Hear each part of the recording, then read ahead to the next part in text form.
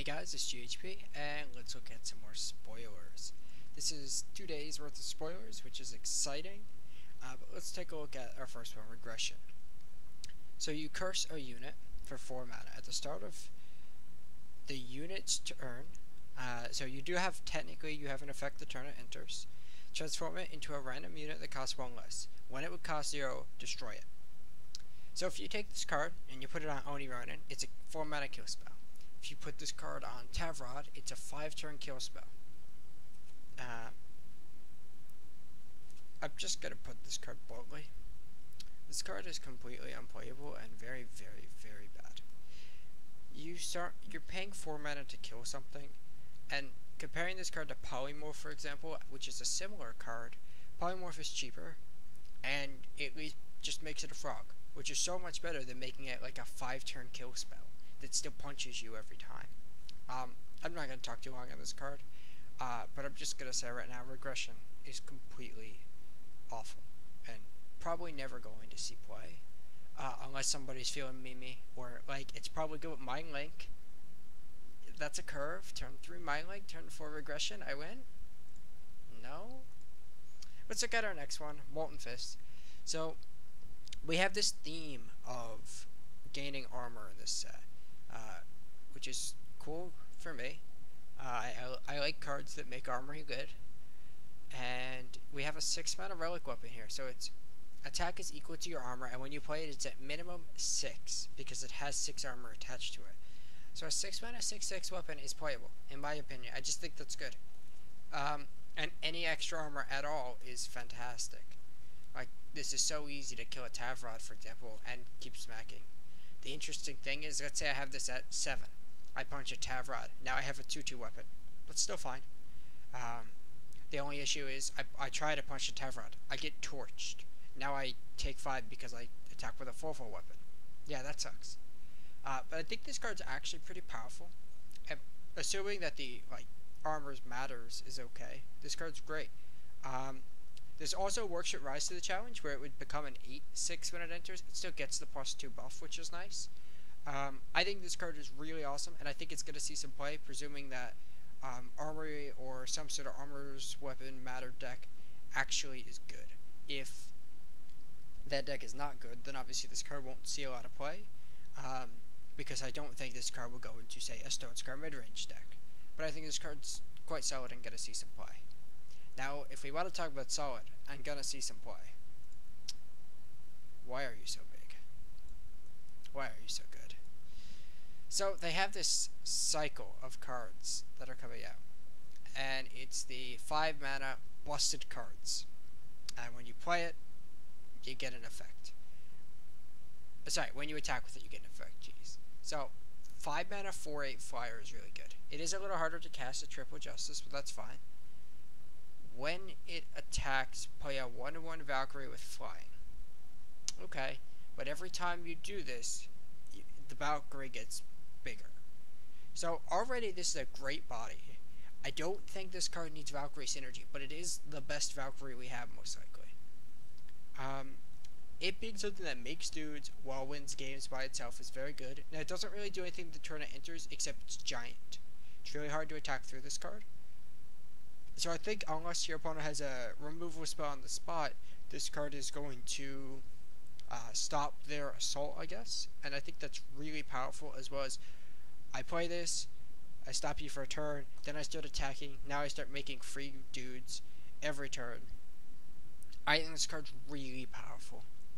And I'm very curious if this card's going to see play outside of a Valkyrie's deck.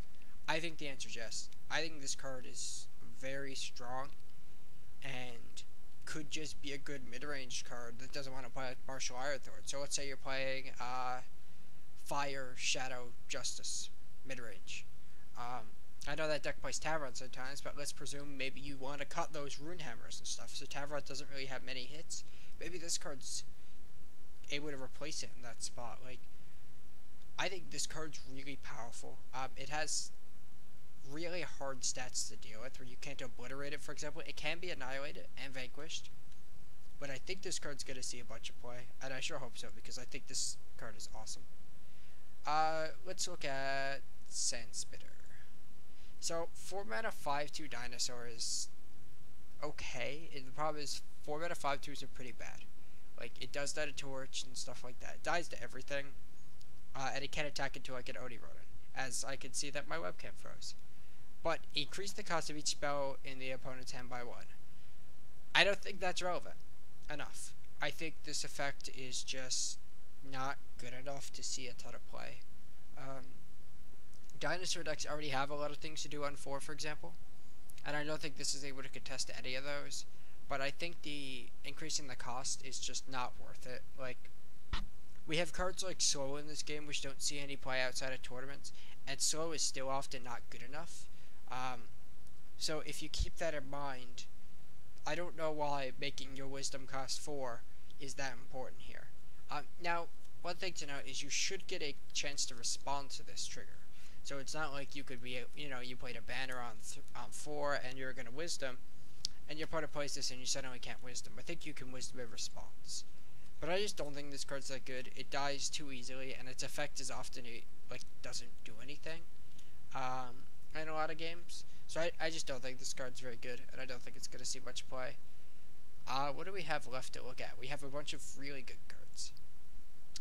So, they've introduced a cycle of power. That's interesting to me, but they're all this style. You gain an influence, and then if you have 4, you get an effect. So, the time one, you gain 2 life. So this is a free trigger for Xena Life Force. The only difference between these cards is they are not sigils, which means they do not turn on seats, and they do not have the ability to be fetched by Amber Acolyte, favors, or seek power. Besides that, they are treated the same. So they may screw up your mana base a little, but they all have just this bonus effect that I think is good. So this one, for Seiko's Byline, is a Xena Life Force deck maybe, and I think that deck is not overly good right now, but I think having just a free trigger that you literally just get to put in your deck is really good. So I think this card gonna see some play. Also, let's say you're playing Combray, show up your aggro matchup a little bit, cut a couple time sigils for this. Yeah, every now and then you're gonna have that 4-seat hand, and you're gonna say, well, shit. But these cards are not built to be played in 3-4 faction decks. They're meant to be a 2-faction nod basic land, basically. And I think this one is solid.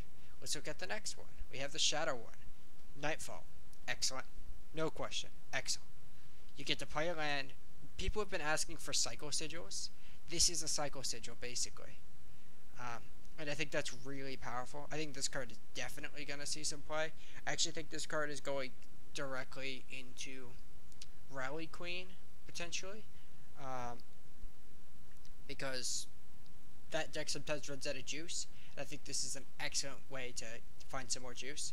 But I think this card is just going to go in basically every Shadow deck in some numbers. I think all of these are just going to. This one, I'm not sure of. Aegis is not overly relevant in this game until it loses you the game. I think a free Aegis is still fine. That's the thing. I think this effect is free most of the time. Now, maybe it affects some decks more than others to have maybe your seats a little bit worse. But that's the downside. That's the only real downside, is your seats become worse. I think this card is good. I think Felon is going to play it. I think Skycrag might not play it because it really values that undepleted dual land on turn 1 and turn 2, and this may lower the chances of it actually happening. But besides that, I think this card's great. Just like all of them. Aegis I do think is probably the weakest one so far, but I still think it's relevant. Let's look at Emerald. Herald, so you gain an armor. Well, if you're playing Armory, an extra armor is nice. If you're playing an Armors Matters deck, an extra armor is going to be nice, always. I just think 2-faction, maybe Rakano weapons, or Rakano Armory, we're gonna, just for this conversation we'll call it, but Armors Matters. This card's great, you just slot it in. And especially decks that don't really want to go 1-drop, 2-drop, 3-drop, 4-drop, where the seat matters, I think these are just going to keep going. But the extra armor, perfect. This one I really am not sure, but I think it's good. The one thing to note is it doesn't automatically play it, but you get a Grendelin. So the question is the Grendelin just a 1/1? I presume, like, no text, I assume. Either way, free gas. So you're playing Rally Queen. Well, you play this, you draw a free 1/1. You just have something else to do at your turns. You get to be efficient. I think this is excellent. Now let's take a look at probably my favorite card in the set so far. Except not that much. Not that big, please. Daring Pioneer. So 3 mana 4/4 overwhelm. That's a really good stat line. When an enemy plays a spell, sacrifice this card to negate it. I want people to understand something. When you play this card, and people on Reddit were saying, well, you just cast Seek Power, and then it dies. Yeah. So I just played a 3 mana land destruction spell. Cutting you off that power is super relevant in a lot of games. Cutting your wisdom, excellent. The thing about this is you don't have a chance to respond. So if I play this and my opponent was planning to wisdom, I got his wisdom or he's not going to play it. You make people either be mana inefficient, play the cards they don't want to do, or this is just a hard counter. And sometimes you're on 8 or 9 mana, your opponent plays Seek Power just to kill it, sure. But in games where this is actually a good aggressive body, I think this card is excellent. And I think this card's definitely going to see some play, especially in aggressive primal shells. Now if we were to talk about things that are well statted and gonna see some play, I'm just going to put this here for a minute and take a drink.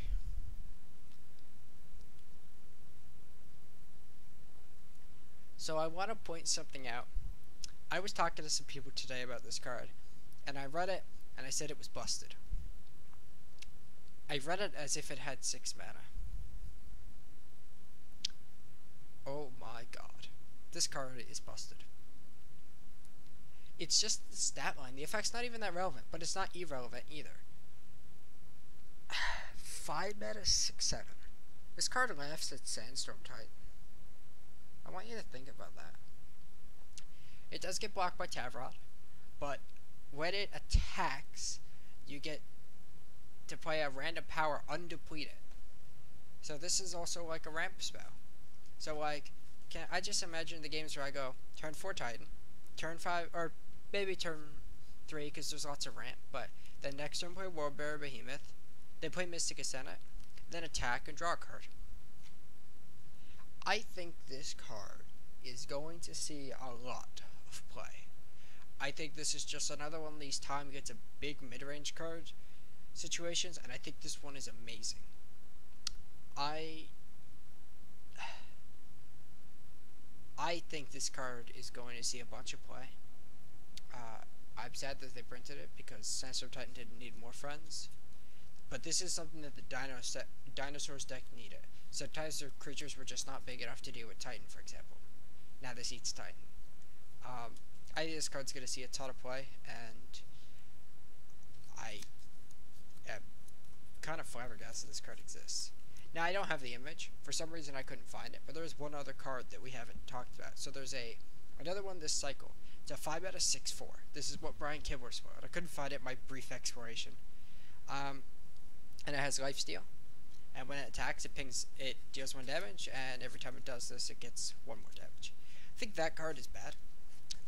Lifesteal is good and stuff, but I just do not suspect that that fragile of a body that doesn't necessarily do anything the turn it enters is overly good. I say it's fragile because it dies to a lot of minions, and yeah, gaining life is good, but I think you already need to start attacking before it's good. Even though it has a lifesteal body, so it can block well, I just don't think that card's overly playable. I also just think the decks, the shadow decks that are like not Stone Scar all have cards like Tavrod they want to play. And then in Stone Scar, you're just playing Obliterates or Impending Dooms or other good mid-range cards. So it just doesn't really have a home. Although I think the card's solid, I just don't think the card's ever going to have a home. Except maybe Xena Life Force, but that deck already has a lot of good cards like that. But maybe the card sees play there, but besides that, I don't think it will. But I'm going to end the video here. Thank you guys for tuning in for this spoiler review, and I'll see you next one.